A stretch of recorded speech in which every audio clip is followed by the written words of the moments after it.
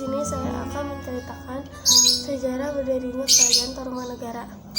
Dalam cerita sejarah, Kerajaan Tarumanegara merupakan kerajaan Hindu tertua ke-8 di Indonesia. Kerajaan ini dipimpin oleh Raja Guru Jayasingawarman pada tahun 1298 sampai 1282 Masehi di tepi Sungai Citarum yang sekarang masuk ke wilayah Kabupaten Lebak Banten. Raja Jayasingawarman adalah seorang maharaji atau pendeta yang berasal dari India, tepatnya dari daerah Salangkayana. Raja Jayasingawarman mengungsi ke Nusantara karena daerahnya diserang dan ditaklukkan Kerajaan Magadha. Saat tiba di Jawa Barat, Raja Jayasingawarman meminta izin kepada Raja Dewawarman ke-8, Raja Kerajaan Salangkanagara yang berkuasa masa itu, untuk membuka pemukiman baru. Setelah mendapatkan persetujuan, Raja Jayasingawarman pun membangun Kerajaan Tarumanegara. Nama tersebut berasal dari dua kata, yaitu Taruma dan Negara. Nagara memiliki arti kerajaan atau negara, sementara Taruma atau lingga diambil dari nama Sungai Citarum di wilayah Jawa Barat. Disesuaikan dengan letak Kerajaan Tarumanegara berada di tepi Sungai Citarum. Kehidupan sosial dan politik Kerajaan Tarumanegara terbilang maju. Hal ini terlihat dari daerah kekuasaannya yang sangat luas. Daerah kekuasaan Kerajaan Tarumanegara meliputi Banten sampai Cirebon. Sejak berdiri, Kerajaan Tarumanegara mengalami masa kejayaan sebanyak 3 generasi. Kerajaan Tarumanegara mengalami masa keemasan saat dipimpin oleh Raja Tarumanegara ketiga, yaitu Raja Purnawarman. Keberadaan Kerajaan Tarumanegara ini pernah tercatat dalam berita dari Kerajaan Tiongkok. Dalam berita tersebut dikatakan bahwa Kerajaan Salomo atau Tarumanegara pernah mengirimkan utusan mereka ke Tiongkok pada tahun 528, 538, dan 666 Masehi untuk kunjungan persahabatan. Kabar lainnya mengenai Kerajaan Tarumanegara datang dari Purnawarman, seorang pendeta dari Kashmir yang mengatakan bahwa agama yang dianut pakai Tarumanegara adalah Hindu. Raja Jayasingawarman meninggal dan dimakamkan di tepi sungai di Bekasi, tepatnya di Kali Mati. Setelah itu tahta kerajaan diganti oleh putra Raja Jayasingawarman, Purnawarman. Raja Darmawarman memerintah pada tahun 382 sampai 355 Masehi. Sayangnya tidak ada banyak cerita mengenai raja kedua Kerajaan Tarumanegara ini. Namanya hanya tercantum di naskah Wangsakatta yang menceritakan mengenai kisah kerajaan-kerajaan Indonesia. Antara yang dianggap raja dari Kerajaan Tarumanegara ini adalah Raja Purnawarman. Raja Purnawarman memerintah Kerajaan Tarumanegara dari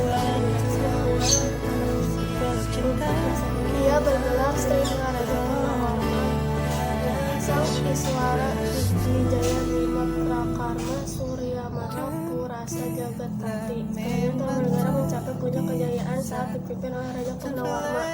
Dalam sejarah Kerajaan Tarumanegara tertulis kemasyhuran kerajaan ini diabadikan dalam prasasti zaman Purnawarman mengenai dibangunnya pelabuhan dan beberapa sungai sebagai sarana perekonomian. Pada masa pemerintah Purnawarman, Kerajaan Tarumanegara juga memperluas kekuasaan dengan menaklukkan raja-raja kecil di Jawa Barat. Selain itu, pemerintahan di masa Purnawarman sangat memperhatikan pemeliharaan aliran sungai. Seperti pada tahun 410 Masehi, Raja Purnawarman memperbaiki Kali Gangga hingga Sungai Cisuba yang terletak di daerah Cirebon. Selain itu, di tahun 334 Saka atau 421 Masehi, Purnawarman memperluas daerah aliran Sungai Cupu yang mengalir hingga Istana Raja. Bahkan di tahun 335 Saka atau 413 Masehi, Purnawarman memerintah membangun Sungai Sarasa atau Sungai Manuk Rawah atau sekarang lebih kenal dengan Sungai Cimanuk.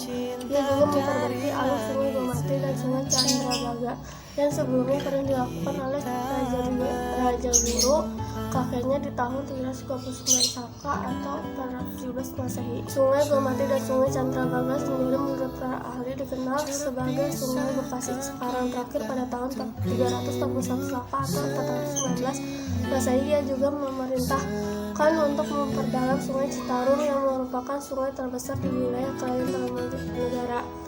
Ternyata perhatian Raja Purnawarman terhadap sungai-sungai ini membawa dampak positif, antaranya keberadaan sungai-sungai ini dapat memperteguh daerah-daerah yang dibangun sebagai daerah kekuasaan Kerajaan Tarumanegara. Pasca kepemimpinan Raja Purnawarman, setelah Raja Purnawarman bertahta, Ada beberapa nama raja lain seperti Wisnuwarma yang berkuasa di tahun 124 sampai 155 Masehi. Raja Wisnuwarma kemudian digantikan anak beliau yang bernama Indrawarma pada tahun 455 sampai 515 Masehi. Setelah Raja Indrawarma turun tahta, Raja Chandrawarma menggantikan pada tahun 915 sampai 525 Masehi. Lalu dilanjutkan oleh Raja Satyawarma pada tahun 525 sampai 551 Masehi. Peninggalan Raja Satyawarma, raja-raja kerajaan yang tersebut adalah Raja Kartawarma 621 sampai 628 Masehi, Raja Sudawarma 668 sampai 629 Masehi, Raja Hariwangsawarma 629 sampai 640 Masehi, Raja Nagajayawarma 640 sampai 626 Masehi. Hingga raja terakhir adalah Raja Linggawarma yang berkuasa pada tahun 696 sampai 699 Masehi. Saat itu Raja Linggawarma tidak memiliki putra, ia hanya memiliki dua seorang putri seorang Raja Linggawarma bernama Putri Manasi menikah dengan Tarisbawa yang kelak menggantikan Linggawarma menjadi raja, sedangkan putri bungsu Raja Linggawarma yang bernama Putri Sambaka menikah dengan Raja yang kelak menjadi pendiri kerajaan terbesar di Indonesia, Kerajaan Sriwijaya. Prasasti ini sejarah kerajaan yang mengenai keberadaan kerajaan Tarumanegara dapat dilihat dari buku prasasti yang mengisah tentang sejarah kerajaan Tarumanegara. Sebagian besar prasasti-prasasti itu ditemukan di daerah Bogor, dan penamaan 7 prasasti tersebut didasarkan pada lokasi penemuan masing-masing prasasti. Prasasti Ciuretun pertama adalah prasasti Ciuretun. Pada prasasti ini terdapat gambar telapak kaki, lukisan laba-laba, dan huruf Ika melingkar. Prasasti Ciuretun ini berisi Vikrantasya Vanita Srimata Punafal Mana Taruma Nagaren Prasya Visnoriva Adat Fayam.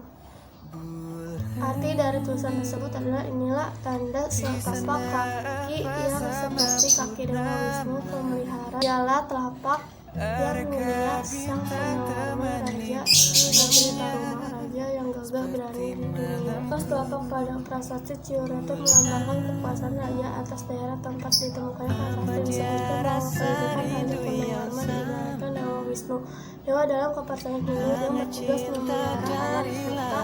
Artinya Raja Penawarman dianggap sebagai penguasa sekaligus pelindung rakyat. Penggunaan cetakan telapak kaki di masa itu mungkin dimaksudkan sebagai tanda keaslian mirip tanda tangan pada zaman sekarang. Prasasti kebun kopi. Kemudian tidak jauh dari prasasti Ciuretun ada juga prasasti kebun kopi yang ditemukan di pegunungan kopi di Kampung Ilir, Bogor. Si prasasti kebun kopi ini adalah tulisan huruf Pallawa dengan bahasa Sanskerta. Kalimat yang tersetak pada prasasti kebun kopi adalah Jayapisarasya Tarumanetrasya Hastina Airwatat Asya Tibatidam pada Tiayam. Arti dari kalimat tersebut adalah di tempat ini kelihatannya terdapat gambar sepasang telapak kaki yang mirip dengan Airawa, gajah yang sangat kuat menguasai di Taruma atau lebih dikenal Tarumanegara, dan kerajaan Airawa sendiri adalah gajah kendaraan Dewa Indra, Dewa Cuaca, dan Raja Kayangan. Prasasti Jambu. Prasasti ketiga adalah prasasti Jambu yang ditemukan di perkebunan Jambu kuat menguasai di Taruma atau lebih dikenal Tarumanegara, dan kejayaan kerajaan Airawa sendiri adalah gajah kendaraan Dewa Indra, Dewa Cuaca, dan Raja Kayangan. Prasasti Jambu. Prasasti ketiga adalah prasasti Jambu yang ditemukan di perkebunan Jambu di Bukit Pasir Koleyangka, Bogor. Isi prasasti ini adalah telapak kaki ini adalah telapak kaki Sri Punawarma, Raja Tarumanegara, dan termasyhur gagah berani, jujur, dan setia menjalankan tugasnya. Prasasti Cidangpiang. Prasasti keempat adalah prasasti Cidangpiang atau prasasti Lebak. Prasasti ini ditemukan di tepi Sungai Cidangpiang menjalankan tugasnya. Prasasti Cidangpiang. Prasasti keempat adalah prasasti Cidangpiang atau prasasti Lebak. Prasasti ini ditemukan di tepi Sungai Cidangpiang di Desa Lebak, Kecamatan Muncul, Kabupaten Lebak, prasasti ini berisi 2 baris kalimat yang bentuk puisi baru pasaran dan